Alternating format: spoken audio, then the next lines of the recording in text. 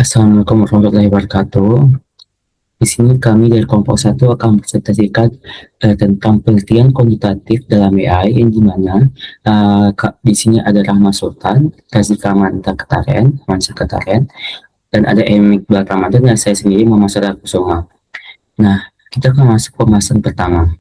Pada pembahasan ini, kita akan membahas tentang bagaimana pendekatan memberikan fondasi ilmu yang kuat sehingga kinerja sistem AI nantinya bisa terukur secara pasti dan dapat diandalkan. Nah, di situ ada 4 dasar utama dan penelitian kuantitatif AI. Yang pertama ada berbasis data terukur, artinya kita tidak hanya mendebak, melainkan menggunakan angka, statistik, dan metrik yang objektif untuk menganalisis performa model AI. Yang kedua, ada pengujian hipotesis. Di sini kita menerapkan metode statistik untuk menguji hipotesis awal, membandingkan performa antar model, dan terpenting memvalidasi signifikansi dari hasil eksperimen tersebut.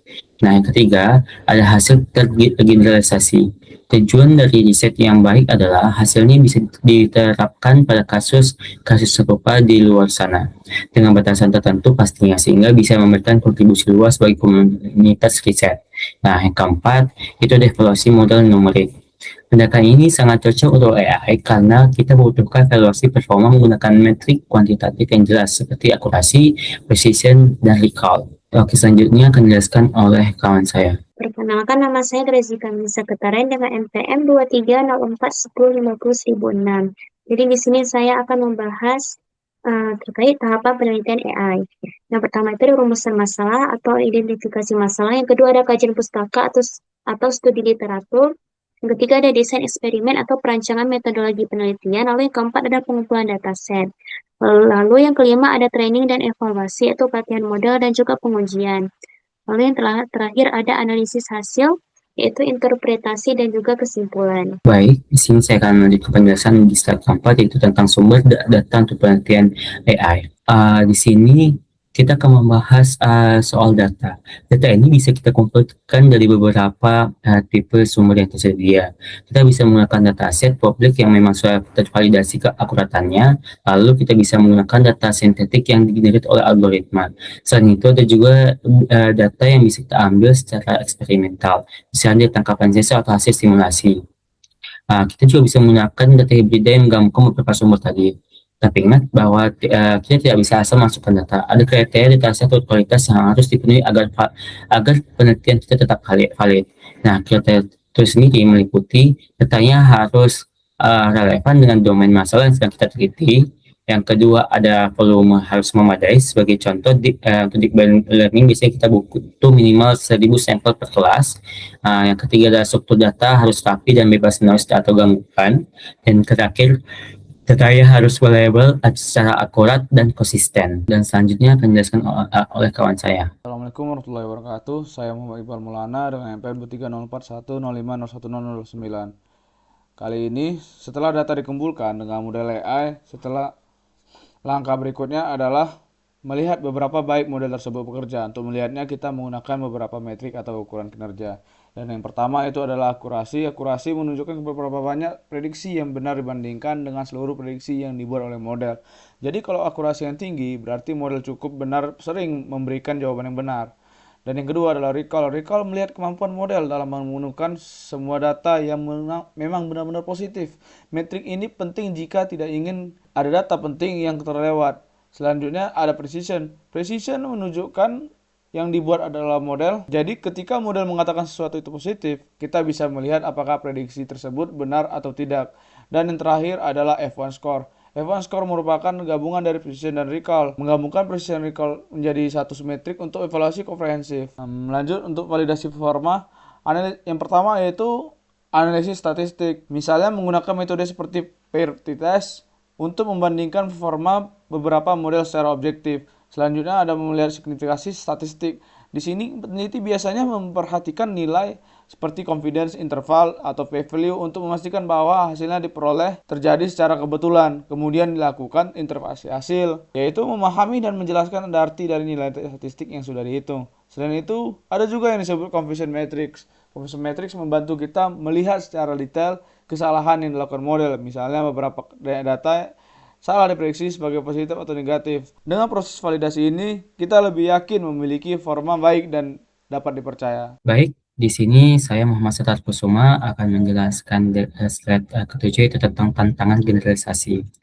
Nah, untuk bagian tantangan generalisasi ini, dalam penelitian kuantitatif AI, prinsip utama untuk mengukur validitas adalah sejauh mana hasil penelitian tersebut bisa digeneralisasi ke kondisi lain.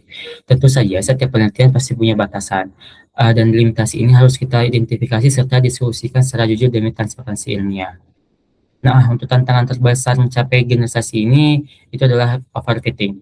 Overfitting terjadi ketika model AI terlalu menghafal data training sehingga ketika dihadapkan pada data baru generalisasinya menjadi sangat buruk. Selanjutnya pada slide ke-8. Di sini kita ada di sini kita membahas tentang solusi dari masalah teknis untuk overfitting. Nah, untuk mengatasi masalah tersebut ada beberapa solusi teknis yang telah terbukti efektif yang bisa diterapkan. Yaitu pertama adalah regularization. Di sini bisa diterapkan teknik L1 or L2 regularization. Teknik ini pada dasarnya akan menghukum kompleksitas model untuk mencegah pembelajaran yang berlebihan. Yang kedua ada dropout layers. Ini adalah metode di mana kita menambahkan dropout layers untuk menonaktifkan neuron secara asal selama proses pelatihan. Tujuannya agar robustness model kita meningkat. Yang ketiga ada early stopping. Sederhananya, kita menggunakan teknik ini untuk menghentikan pelatihan ketika performa validasi tidak lagi memungkinkan peningkatan, sehingga overfitting bisa dicegah sedini mungkin. Yang keempat, ada cross validation. Di sini di sini metode ini diterapkan untuk mengevaluasi performa model pada berbagai subset data. Ini sama guna untuk meningkatkan keandalan hasil riset. Yang kelima, di sini ada ensemble method. Nah, di sini bisa digunakan untuk menggabungkan beberapa model. Pendekatan ini efektif untuk mengurangi varians dan meningkatkan kemampuan generalisasi model. Oke, selanjutnya akan dijelaskan oleh kawan saya. Jadi di sini saya akan membahas best practice penelitian kuantitatif AI. Yang pertama itu ada transparansi data, yaitu berupa publikasi dataset dan kode. Yang kedua ada validasi eksternal, yaitu uji model pada dataset. Lalu yang ketiga ada analisis sensitivitas, yaitu periksa robustness model. Lalu yang terakhir ada limitasi jujur, yaitu diskusi keterbatasan penelitian secara terbuka dan juga objektif. Selanjutnya, ada kesimpulannya itu penelitian kuantitatif memberikan fondasi ilmiah untuk sistem AI. Lalu dia itu terdiri dari 4 pilar, yaitu data terukur, pengujian hipotesis, hasil tergeneralisasi, dan evaluasi numerik. Untuk tahapan sistematisnya itu berawal dari rumusan masalah hingga analisis hasil. Untuk metrik kinerja fundamentalnya terdiri dari akurasi, recall, precision, and F1 score. Lalu ada pengujian hipotesis krusial untuk validitas statistik, dan generalisasi adalah tantangan utamanya yang dapat diatasi dengan teknik regularization dan juga cross-validation. The next step-nya itu kita dapat menerapkan prinsip penelitian kuantitatif dalam proyek AI untuk memastikan hasil yang valid, terukur, dan juga dapat diandalkan. Untuk selanjutnya ada worksheet diskusi metodologi penelitian. Soal pertamanya, apa karakteristik utama penelitian kuantitatif khususnya dalam AI? Berikan contoh dalam aplikasi gambar medis. Jadi karakteristik utamanya itu ada 4. Yang pertama itu ada berbasis data terukur, pengujian hipotesis, hasil tergeneralisasi, dan evaluasi model numerik. Untuk berbasis data terukur itu artinya kita itu menggunakan angka, statistik, dan metrik yang dapat diukur secara objektif dalam menganalisis performa model AI dan validitas hasil penelitian.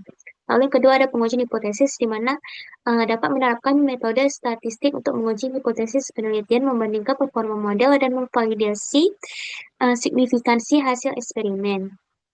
Yang ketiga ada hasil tergeneralisasi di mana hasil penelitian dapat diterapkan pada kasus serupa dengan batasan tertentu yang memberikan kontribusi lebih luas untuk komunitas riset. Lalu yang keempat ada evaluasi model numerik yang di mana hal tersebut sangat bergantung pada evaluasi performa model menggunakan metrik kuantitatif seperti akurasi, precision, dan juga recall. Untuk contoh dalam aplikasi gambar medisnya itu adalah peningkatan akurasi klasifikasi citra medis menggunakan deep learning untuk diagnosis dini penyakit. Baik, selanjutnya saya akan menjelaskan mengapa pengujian hipotesis penting dalam penelitian kuantitatif berbasis simulasi. Eh, ini dalam konteks penelitian AI. Jadi dalam penelitian AI itu biasanya peneliti mencoba beberapa model untuk menyelesaikan suatu masalah, lalu membandingkan hasilnya dan menentukan mana yang terbaik. Nah, pengujian hipotesis itu digunakan untuk membuktikan secara matematis ataupun secara statistik apakah perbedaan performa antar model benar-benar signifikan atau hanya kebetulan saja. Jadi sebagai contoh misalnya ada penelitian AI untuk mendeteksi penyakit dari gambar CT scan.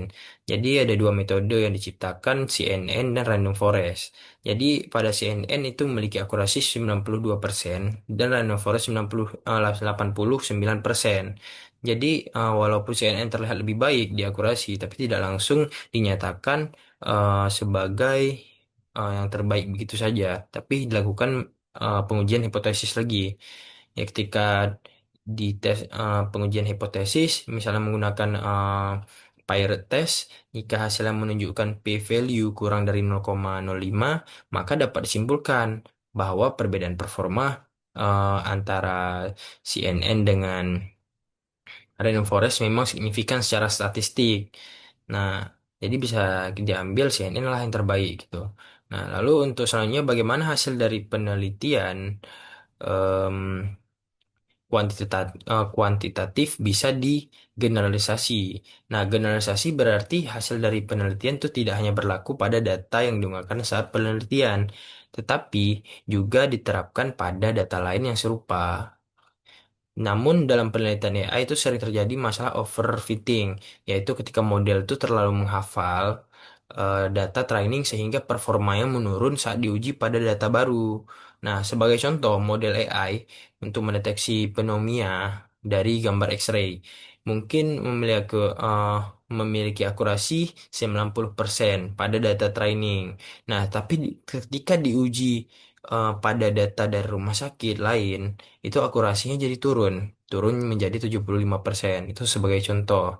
Dan untuk mengatasi hal ini, biasanya peneliti itu menggunakan beberapa teknik seperti regularization, terus drop, early stopping, dan cross validation agar model dapat belajar pola lebih umum sehingga model AI itu dapat memberikan hasil yang diterapkan pada berbagai data yang berbeda. Mungkin hanya ini dari kami kelompok satu.